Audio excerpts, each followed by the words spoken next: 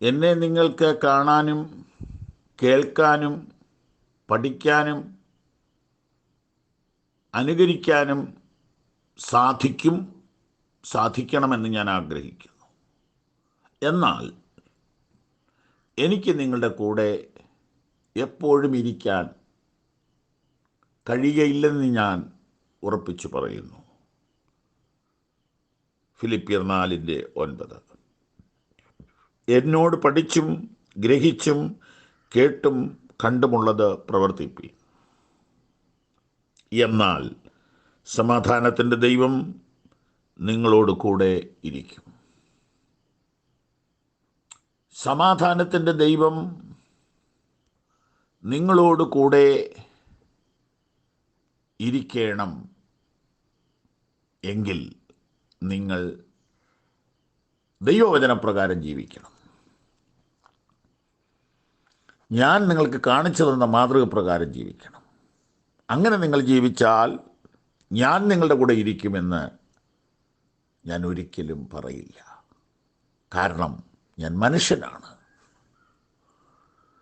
എനിക്ക് നിങ്ങളുടെ കൂടെ ഇരിക്കാൻ കഴിയില്ല. പക്ഷേ എന്നെ നിങ്ങൾക്ക് നോക്കാം, എന്നെ നിങ്ങൾക്ക് അനുകരിക്കാം, എൻ്റെ ജീവിതം നിങ്ങൾക്ക് പാഠപുസ്തകമാക്കാം. എൻ്റെ ജീവിതം ഒരു തുറന്ന പുസ്തകമാണ്. എന്നാൽ ഞാനൊരു ബലഹീന മനുഷ്യനാണ്. ഞാൻ ജീവിച്ചിരുന്നാലും ഞാൻ മരിച്ചാലും എനിക്ക് നിങ്ങളുടെ കൂടെ വരാൻ എപ്പോഴും പറ്റില്ല. പ്രസംഗ സമയത്ത് മാത്രമേ നിങ്ങൾക്ക് എന്നെ കാണാൻ കഴിയുകയുള്ളൂ. എന്നാൽ ഞാനിവിടെ ഉയർത്തി കാണിക്കുന്ന യേശു ഇന്നലെയും ഇന്നും എന്നും അനന്യനായതിനാൽ അവൻ നിങ്ങളുടെ കൂടെ എന്നും ഉണ്ടായിരിക്കും, എപ്പോഴും ഉണ്ടായിരിക്കും. നിങ്ങൾ തീ ചൂളയിലൂടെ കടന്നു പോകുന്ന ഒരു സന്ദർഭം വന്നാൽ അവിടെ യേശു ഉണ്ടായിരിക്കും. നിങ്ങൾ പെരുവെള്ളത്തിലൂടെ പിടയുന്ന ഒരു സീസൺ ജീവിതത്തിൽ വന്നാൽ അവിടെയും യേശു നിങ്ങളോട് കൂടെ ഉണ്ടായിരിക്കും. അവൻ നിങ്ങളെ ഒരു നാളും കൈവിടുകയില്ല. അവൻ നിങ്ങളെ ഒരു നാളും ഉപേക്ഷിക്കുകയില്ല. അവൻ അനാഥനായി വിടുകയില്ല. അവൻ വിശ്വസ്തനാണ്. അവൻ മതിയായവനാണ്. Hallelujah, hallelujah. സമാധാനത്തിൻ്റെ ദൈവം